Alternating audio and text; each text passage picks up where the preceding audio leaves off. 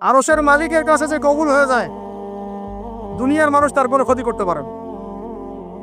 এটা মনে রাখবে। ক্ষতি মানে কি? নবী সাল্লাল্লাহু আলাইহি ওয়াসাল্লামকে তো মানুষ গালি দিয়েছে। নবী সাল্লাল্লাহু আলাইহি ওয়াসাল্লামকে মানুষ গলার মধ্যে চাদর দিয়ে পেঁচিয়ে গলা ফাঁস দেওয়ার চেষ্টা করেছে। মানুষ তার দাঁত একদম ঘুষি দিয়ে ভেঙে দিয়েছে। তার মাথার মধ্যে তরোয়ারের গোড়া দিয়ে কড়া দিয়ে আঘাত করেছে। তার পাকে বচকে দেওয়া হয়েছে। এই কাজগুলো তো নবীর সাথেও হয়েছে। তায়েফের মানুষ তাকে মেরেছে, রক্ত ঝরতে ঝরতে, দাড়ি দিয়ে রক্ত পড়তে পড়তে পায়ের জুতা আটকে গিয়েছে। এই মানুষগুলো, এই এই এই ঘটনাগুলো আমাদের নবী মুহাম্মদ সাল্লাল্লাহু আলাইহি ওয়াসাল্লামের সাথে হয়েছে।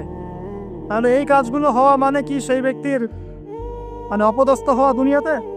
এগুলো কবুলিয়াতের নিদর্শন। কিসের নিদর্শন? এগুলো কবুলিয়াতের নিদর্শন। আর যারা এই কাজগুলো নবীর সাথে করেছিল, ওরা কি সফল হয়ে গেছে? ওরা দুনিয়াতেও সফল হয় নাই, পরকালেও জাহান্নামে যাবে ইনশাআল্লাহ। আল্লাহ রাব্বুল আলামিন আমাদের সবাইকে প্রকৃত ঈমানদার হওয়ার তৌফিক দান।